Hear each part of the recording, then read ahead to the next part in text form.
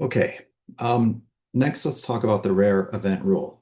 Now, the rare event rule is setting up, helping you to understand and set up, what this reject the null regions are all about and this fail to reject the null region.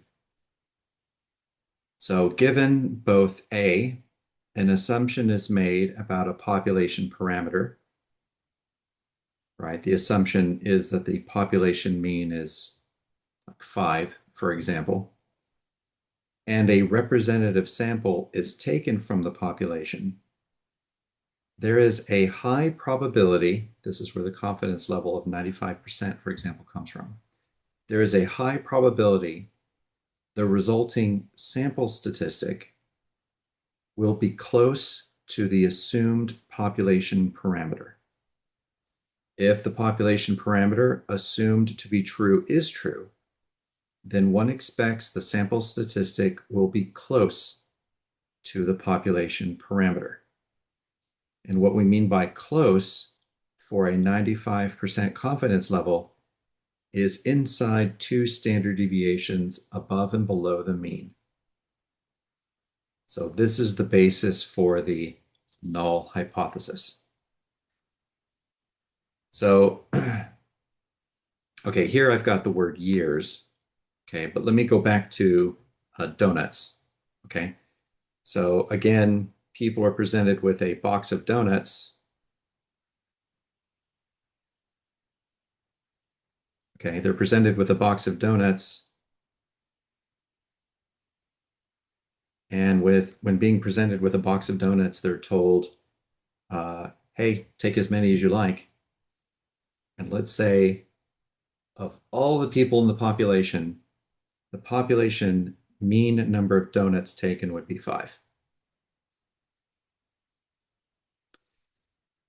So we would expect that not everybody that's presented with a donut, just because there's an average of 5 donuts being taken out of 12, the average doesn't mean everyone takes 5, right?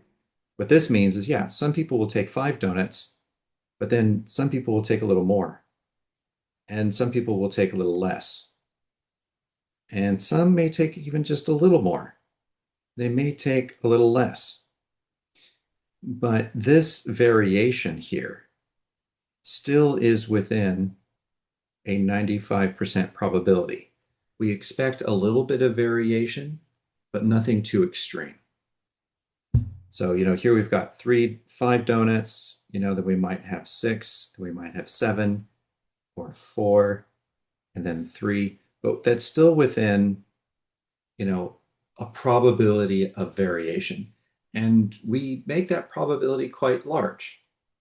There's a 95% probability that there's going to be some variation around that average.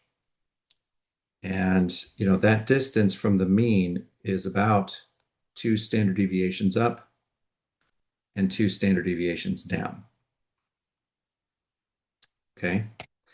But if we collect a sample, so let's say we go to, a college campus, and you've heard the term starving students, right? Students usually love food, um, free food. Then if you give them a box of donuts and you say, take as many as you like, okay, they might take 9 or 10 or 11, right? Because they need plenty of fuel to fuel their brains, right? Because they're learning so much stuff. So taking, 9, 10, or 11 donuts may be outside this 95% confidence level, 9, 10, or 11, or even all 12, right? Their brains are burning a lot of sugar, so they need a lot of brain fuel. So they take a lot of donuts.